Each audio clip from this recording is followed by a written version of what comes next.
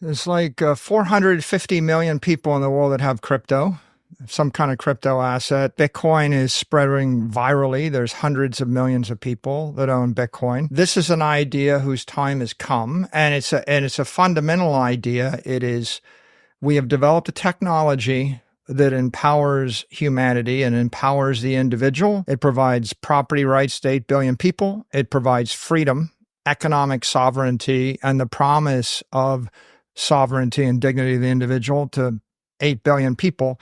And we do it with cryptography, semiconductors, and the internet. So it punches all the buttons, right? It's about technology, it's about freedom, it's about empowerment, and it's about money. And those are all interesting topics for people. Why should people listen to what you have to say? I think that everybody ought to do their own research and listen to a lot of different points of view. So I'm certainly not the only voice. My particular voice is that with the background of an engineer. I went to MIT and I studied aeronautical engineering and spaceship design. So I have an engineering background. I have a long, enthusiastic history as a tech investor. As an early investor in Amazon and Apple and Google and Facebook.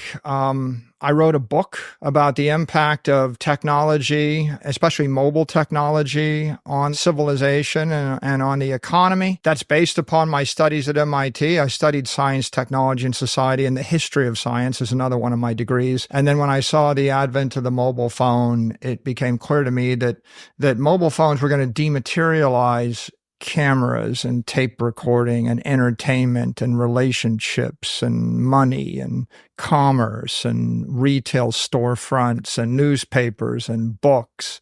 And when I thought about the dematerialization of all that, I thought the world's going to change. There are going to be these trillion-dollar companies like there are today, Apple and Amazon, Google, Microsoft.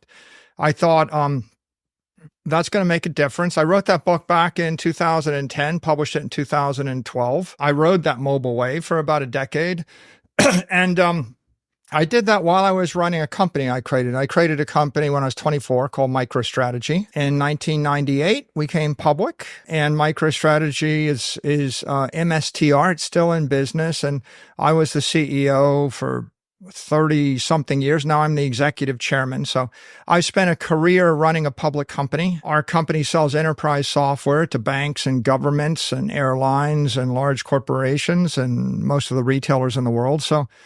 So before I discovered Bitcoin, I had an engineering background, a tech investor background. I was a bit of a academic in the history of science. And I had a background in the real world running a software company that was multinational.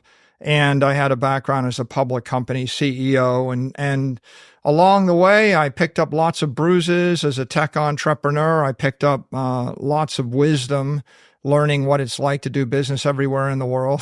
And along comes 2020 and the pandemic crisis, and there's COVID, and there was lockdowns, and then the interest rates went to zero, and there was financial hysteria, and the world was turned upside down and split in half. You know, all of our office cultures, they all got thrown out the window, and we all went to remote work, and we did it like overnight. All of our prejudices and biases, well, we think we should do it this way, they got thrown out the window, and maybe we have to do it a different way. All of our thoughts about money and banking, it's like, okay, here's your money in the bank, it earns 0% interest. Well, what am I going to do? And by the way, we're inflating the currency, and eventually everything's going to cost twice as much. Houses are going to go up in price, and yet your money's going to earn zero. That causes people to open their mind to new ideas. So in my case, I approached this existential risk in 2020, running a publicly traded company, and we happened to have two things. We had about $500 million in cash, earning 0% interest, and we had a $500 million software business generating about $75 million in cash flow. And our stock was a bit more than $1 billion in value. So the marketplace put 1x multiple on our business and 1x multiple on the cash. And I looked at it. My first concern was, will the company survive the crisis? You know, in March, April, May of 2020, we were all worried about, you know, our lives, our family, our businesses, our business model. And once I realized that wasn't going away, my second my second thought was, how is it possible that every Main Street business is having the worst year of their life?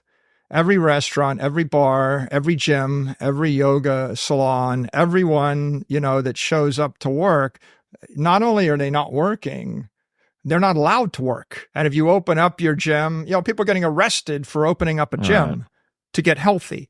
So on one side, you have this crisis. Half the people in the world or half the businesses are having the worst year of their life. And then in the summer of 2020, all the Wall Street firms had the best year of their life. All the stocks doubled. All the real estate assets went through the roof. When we dropped the interest rate to zero, real estate property values double. All of a sudden, all the big tech companies are shooting through the sky, and S&P is shooting through the sky. And I just saw this paradox. How is it possible that one part of society thinks everything's great and another part of society thinks this is the most awful thing? So we were worried a little bit about that, but really we thought, $500 million is going to be worth $500 million in 4 years, except that you're going to need $1 billion to buy the same amount of stuff as you could buy with $500 million today. So we're destroying shareholder value to sit in our position. The market doesn't care about us. And on the other hand, we don't own anything that's benefiting from all this inflation and from these low interest rates. So we started looking around and in that year, my mind opened and I embraced a lot of new ideas. I embraced the idea of podcasting. I'd never done any podcasts until 2020. I embraced the idea of Zoom. I would have fired you in February if you wanted to do remote work, but by the end of March, it was mandatory. So it's like 10 years or 20 years of innovation or evolution, all coming in a week or 2 weeks. Then I thought, well, what am I going to do with this money? I either got to give it back to the shareholders, and decapitalize. And if I decapitalize, I thought that's a fast death, right? Our company was looking at a fast death, a slow death, or do something new. And I wasn't interested in the fast death. The slow death didn't have a lot of appeal, just get chipped away at by big tech companies. And so it's kind of a desperate moment, a moment of truth where you have to make a decision and take a risk. And so we looked around and we said, well, what do we need right now? Well, we need a hard asset that is scarce, that people all want in the world. And we need to get on top of the next big tech trend. Is it digital relationships? Is it digital books? Is it digital photographs? Well, it's too late to jump on top of Apple, Amazon, and Google and Facebook. You had to hit them and invest in them in 2010, 2012. I said, what's the next big thing? And I thought, what about Facebook for money? What if someone actually invented a bank for that 1 billion people, or in this case, 8 billion people needed, that ran on the internet, that actually had an asset which no government could debase, which every wealthy investor wants, which you could move at the speed of light, that you could program into an iPhone? What is this? Digital gold, digital capital, digital property. What if the next wave is the digital transformation of money, of property, of energy, of all these ideas? They weren't transformed in the first internet wave. And I looked around and I thought, well, that feels like crypto gold to me. And so what if I could create something that was better than gold? It had none of the defects of gold, and it offered the promise of sound money to 8 billion people. And then I could combine that with a digital network like Google, like Android, or like iOS, or like the internet.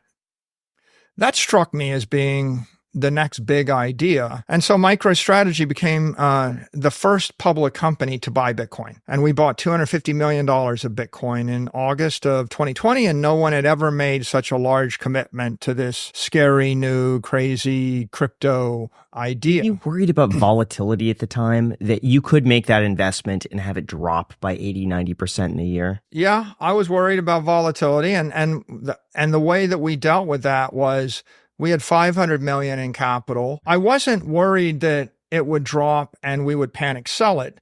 I was worried that it would drop and our shareholders would have a big issue with it and we might get sued. Right? Yeah. And so the way we dealt with it was we announced that we were going to do a $250 million stock buyback at a premium. We call it Dutch auction. And we paired it with a $250 million Bitcoin purchase. And we allowed all of our shareholders to get out. Like if you didn't buy into the Bitcoin strategy, you could tender your shares back to the company at a premium. Mm-hmm. That rotated our shareholder base, and we didn't have neutral or indifferent shareholders. We had all pro-Bitcoin shareholders. And that changed the dynamic of the company. It turned out that that Dutch auction resulted in only about $60 million of shares being tendered. So we had 175 million left at the end of the Dutch auction period 20 days later. Yeah. And we bought another 175 million of Bitcoin. And then we had 425. So at this point, no one in the world, I think the largest public company might have had $1 or $2 million of Bitcoin before that. And we come over the top with 425 million. And we declared to the world that we thought this was going to be our primary treasury reserve asset, right? This is the way we're going to run our treasury. And that was a brand new idea. There's 43,000 public companies. And we were the first one to say, let's not put your capital in bonds or cash, or just give it away. Let's invest the capital in this new liquid asset, this crypto asset called Bitcoin. When we did that, the stock doubled and we raised another $650 million. Mm-hmm. And then the stock went up again and we raised $1 billion. And we raised $1 billion about 6 months after this initiative in a convertible debt offering at 0% interest. So we borrowed $1 billion at 0% interest for about 6 years, I think. Yeah. And we went to buy Bitcoin with it. So at that point, we had said, not only do we think we're going to invest our free cash in Bitcoin, we're going to go ahead and we're going to borrow money to buy Bitcoin. And while we were doing it, other public companies like Square and then Tesla started buying Bitcoin. And then all these Bitcoin miners came public. And so from 2020 to 2024, that was the crazy years of uncertainty. People weren't sure, will Bitcoin be banned? Will it be copied? Will it be hacked? Is it a long-term thing? The skeptics thought, well, maybe, some people, the deniers said, it's just tulip bulbs. Other people, skeptics said, oh yeah, it's really good. It's better than gold, but it's too good to be true. And so the government's going to take it away from you. And at one point, China banned Bitcoin mining and that created a crisis. And then they banned Bitcoin trading and that created a crisis. So a lot of uncertainty there. But our belief was Bitcoin is the solution to 8 billion people's problem. It's the solution to 300 million companies' problem. It's the innovation, the biggest innovation in money or property rights in the history of the human race. It's like fire or electricity, right? It's this new monetary protocol which is going to elevate humanity to new levels. So we became obviously very big advocates. We raised $500 million in a senior debt issue to buy more Bitcoin. Then we sold $1 billion of equity to buy Bitcoin. Then we sold another, then we borrowed money against Bitcoin to buy Bitcoin. Then we issued more equity to buy Bitcoin. If you fast forward through the 4 years, as of today, since we started, we've invested $7.5 billion in Bitcoin, which is worth any given day 14 to 15 billion. The market cap of the company went from 1 billion to 30. The enterprise value of the company went from 600 million to more than 30. So, and the stock 10x'd. So during that time period, the company stock outperformed just about every stock on the S&P index. It outperformed NVIDIA and Tesla and Amazon and Apple and Google and Facebook. It outperformed Bitcoin itself. And it's not very often that you 10x a stock, 20x a market cap, 40x the enterprise value in 44 months. Right. So we took a particular position, which is Bitcoin is a good strategy. It's good for the world, and we're not going to be shaken. And while that was happening, obviously Bitcoin, when we bought it at 11,800, it crashed down into the 9,000. So we took like a $40 million hit in the first week or 2 weeks. So it was very stressful losing 40 million of 250 million, right? It's a big thing, but we doubled down. And then Bitcoin rallied up, and it eventually rallied, went through the all-time highs and rallied to 66,000, then crashed down in the 40s, then rallied to the 66 again. And then this brutal crypto winter went from 66 all the way down to 16,000. Brutal. And then it rallied up. And so it is today where it is, and yeah, everybody's got their own Bitcoin journey, but MicroStrategy's Bitcoin journey is we started out of desperation. It was like, do this or maybe just shutter the company. We went from, desperate defensive to opportunistic. Hey, someone wants to give us $1.6 billion for nearly free for 6 years. If I offered you $1.6 billion for free for the next 6 years to invest in anything you wanted, would you take it? Absolutely. We asked Dave Ramsey